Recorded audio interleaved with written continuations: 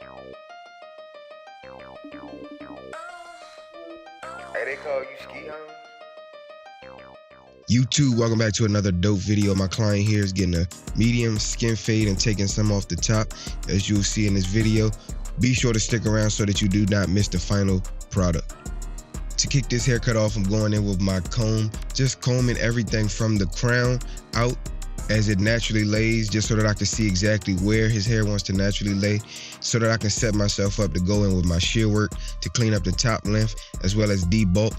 And with seeing the way that the hair lays, I want to go in and actually also get a client consultation, figuring these things out, what he wants, what he likes, and what he does not like, as well as getting a scalp analysis, making sure that his scalp is clean and prepared for me to do this service. Because if his hair is too unhealthy, unfortunately, I will not be able to provide the service. And as you can see here, I'm going in with my water bottle, just combing the hair, getting it wet, very saturated, just so that I could go in with my shear work. Because if you do not know, it's easily manageable. Hair is easily manageable. Straighter hair or longer curls, longer hair in general on this texture hair, it's way more easier to manage when it's wet, so that you can get smoother cuts and straighter lines without creating uneven haircuts at all. You want to make sure that the hair is fully saturated.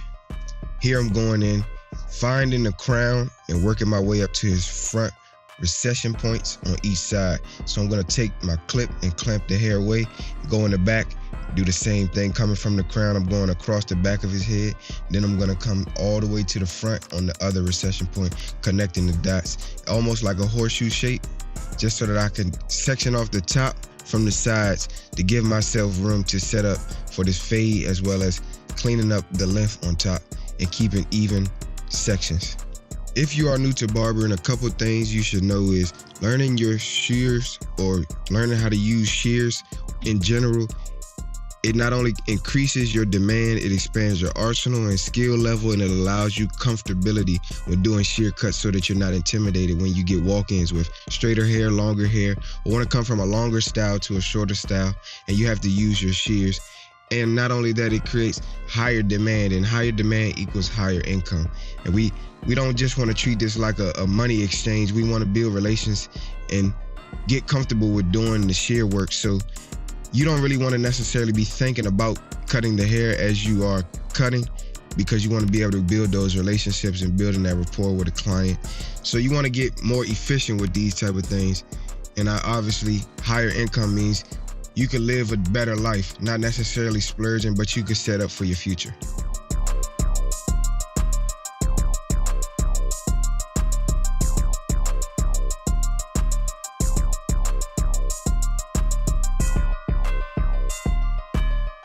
So now, after I section off the top and the sides, and as you can see, went around his head, creating my guideline around the sides where I'm going to stop the top of the fade and end off so that I can transition into the top.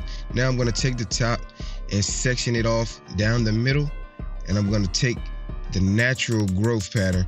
When I go to the front of his hair, I want to find where the natural part or the natural split will be. This will not always be in the exact middle, but I want to go from where his hair naturally wants to lay and start to section that out to the sides, so that I can see exactly where it would naturally lay. And now I want to go from there and just connect the sides to the top, just by going in and pulling that hair down to the guideline that I just created, lifting it up, and now I'm gonna clean up anything that's overhanging, just so that I could connect the dots and make sure that the top is connected into the sides before I go in with that fade.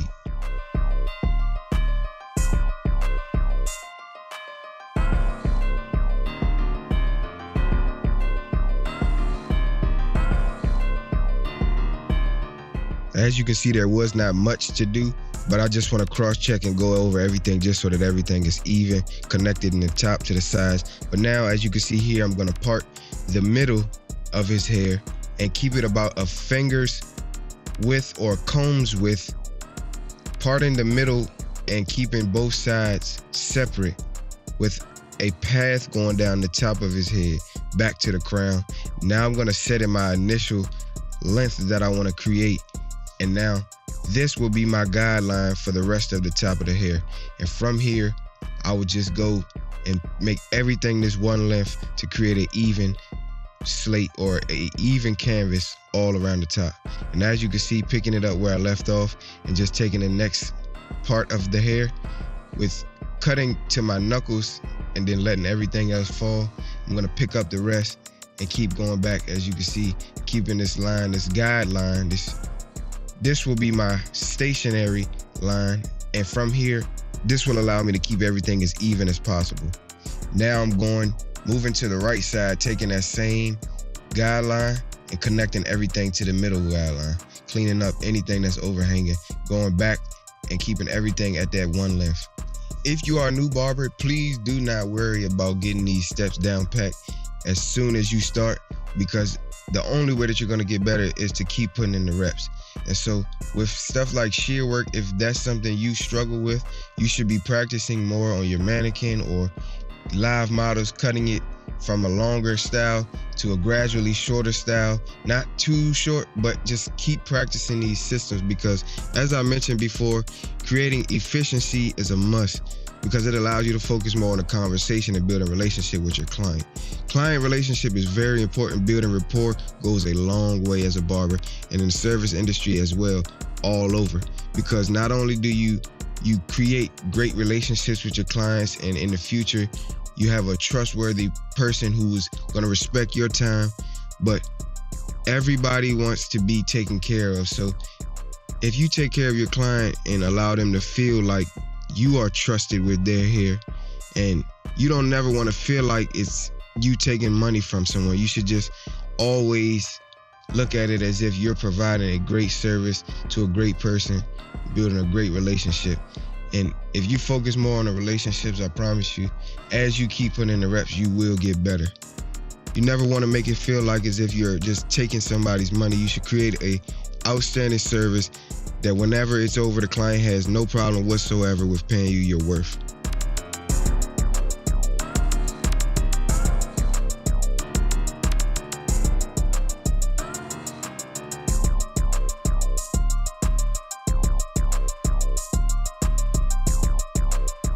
Here I'm going in with my number 1 guard with the lever completely closed, going up to the vertical bar, setting a reference point for myself by not taking this fade up too high and not leaving it too low, keeping it very minimal with the strokes, and just keeping a consistency around the head, dropping towards the back because it's head shape, and I just want to stay under that occipital bone, keeping in mind that towards the back the hair gets a little darker as normal. So I'm not freaking out with the different coloration of the hair as it's coming off. The number 1 guard is the number 1 guard, and I'm just going over it every time, just keeping in mind it's gonna look darker towards the back. Setting in my bald guideline with my lever completely closed on my Andis Masters, keeping the same shape, dropping right below when it's towards the back. And same thing here, is darker towards the back. So I'm understanding that it's not gonna be the same color. Here I'm halfway, and I'm halfway through that guideline. As you can see, I went open, just creating a big enough guideline to give myself room to fade. Now I'm halfway, and I'm flicking at that line, flicking at those dark spots, trying not to put in another line, but keeping consistency throughout that one space. And what you want to do is work your lever closed at the bottom of that fade and open it up as you get higher in that fade. Now I'm going to go and use my babless trimmer, just cleaning up any extra hair that I did not get with the clippers, leaving it just below so that I could go in and bald it out completely, not going up too high to set in another line, but completely balding it out so I can follow up with my shaver just to get it as close as possible and keep a clean, tight transition in this fade.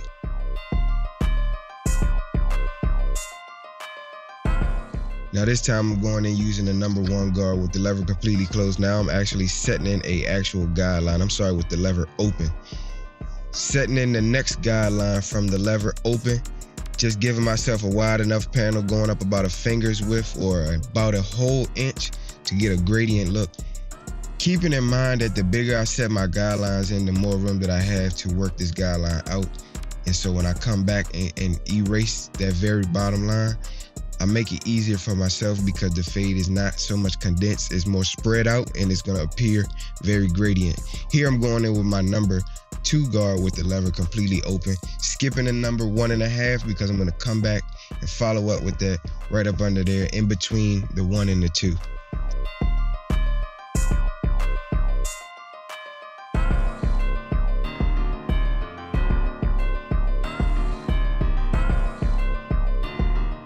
And as you can see, I'm hitting the fade from very different angles, just hitting it completely against the grain so that the hair is completely at the number guard that I'm using. Here I'm going in with a number 3 guard with the lever completely open, and that'll be the last guard that I use. Just going off the top of his head, I'm leading in with the heel of the blade just so that I can ride off the shape of his head and create a smoother transition. You never just want to dig in the client's head. That's the hardest way to get out of a guideline. It's the worst way to put in a guideline, and it's gonna make your overall job even harder. And like I said earlier, you wanna have consistent, efficient work steps or strategies just so that you could be able to get these fades done at a reasonable time. Now I'm working my way back down using the 1.5 guard here, right up under there. And I'm just erasing those dark spots. Here I'm using my number 1 guard. Typically I know when I get back down here, I'm gonna close it up, close the lever up going back down just so that I can erase more hair, but I'm also working lower in the fade so I could do that. Following up with the number 1, just detailing any dark spots that I couldn't get with the 1.5. Now I'm going in with my number 0 guard, my 0.5 guard, the half guard, using my Andes Masters, whichever way you call it. This is the last guard or the smallest guard that you put on your clipper. I'm detailing the dark spots that I see using the corner of the blade. It may look like I'm using the full blade, but I'm using the corner of the blade just to get into those very dark spots that I see that I could not get out with the guards above. Initially, all you're doing is focusing on that bottom line, just softening it up as much as possible as you go lower and lower in the fade. And that's why you set your guidelines in to come back down and erase everything else, because typically when you work your way up, it's kind of easier to run the fade up too high. So now I can work my way down and I can see exactly what I'm erasing as I'm going. And I'm just detailing. If you made it this far in this video, just go ahead and comment down below how long you've been cutting, how long you've been in the game, what you're struggling with, or what you like so far, or what you don't like about barbering, and let's just talk about it. If you are new to my channel, my name is Kel. If you have not already noticed, I've been cutting for 2 years professionally.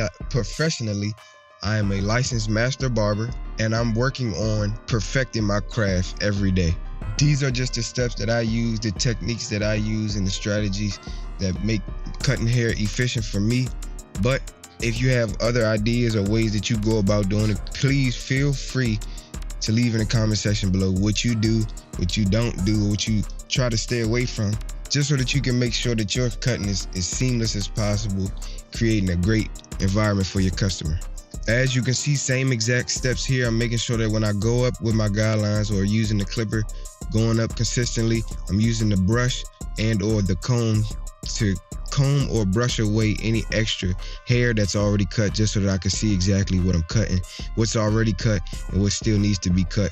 And here you can see a prime example of typically towards the front of the hair, it's typically more darker and less dense towards the hairline, so you want to be cautious there. Like I said, brush any extra hair that's already cut.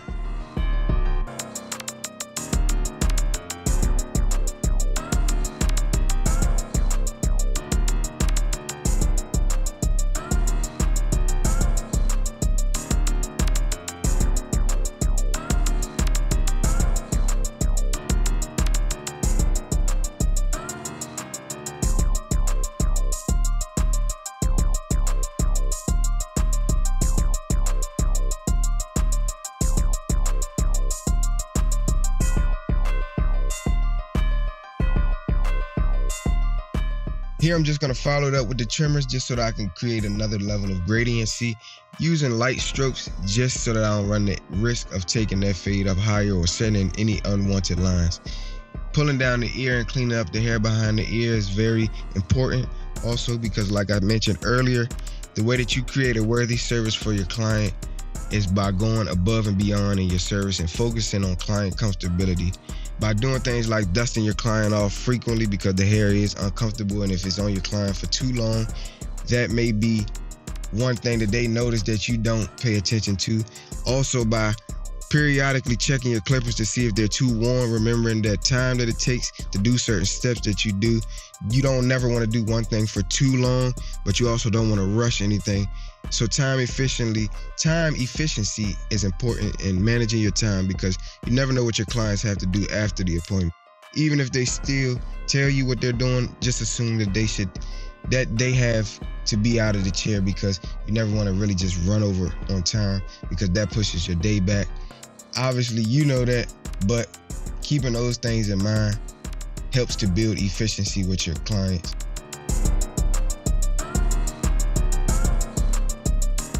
I like to think that punctuality is very important, whether it's a walk-in, first-time client, somebody booked you for the first time, or even if it's your returning client or a client on a reoccurring basis, because you never just want to run over on time or put that in the client's mind that you don't respect their time. Also, with doing so, you create an atmosphere for your clients to respect your time, and everybody to just be on time for everything, and your schedule will run as smooth as possible, and you won't have to worry about unwanted hiccups in your day, and you'll create a smooth process or smooth work environment for yourself. Also, you could do that by doing things like setting your station up in a way that you can remember and everything is where you need it to be at every time the same way, so that you're not fumbling around on your station trying to find different things, tools that you need. Keep the same guards, combs, everything. Obviously clean them, but keep them where you know they are. If you're the barber with the dirty drawer, you should tighten up, bro. This is your message to go clean your station, because that's unacceptable.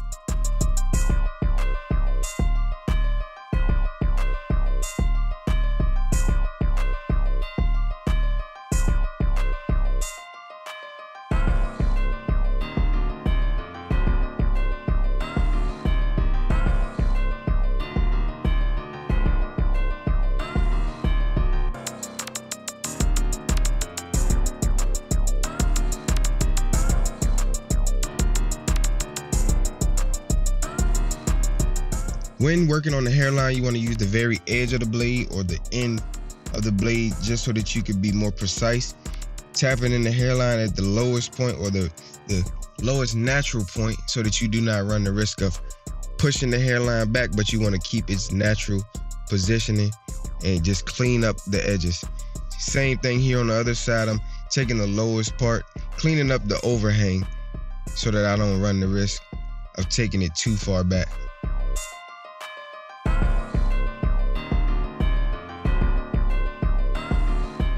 When doing the razor work, you want to be sure to stretch the skin the opposite direction, angle the razor at a 45-degree angle, and pull back to the line.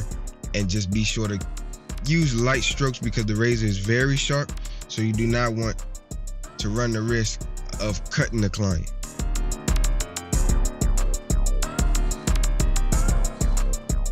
If your girlfriend lets you get an eye split or a part in your eyebrow, this is what it would look like. I'm just angling the razor, just stretching the eyebrow and pulling the razor back to the line that I needed and cleaning up around the eyebrows. YouTube, this is the final product, and if you like this video, be sure to like this video. Let me know what you like about this video in the comment section below. Subscribe to the channel if you're new. My name is Kel. My social media will be on the screen. Be sure to follow me there, and I'll see you guys in the next one.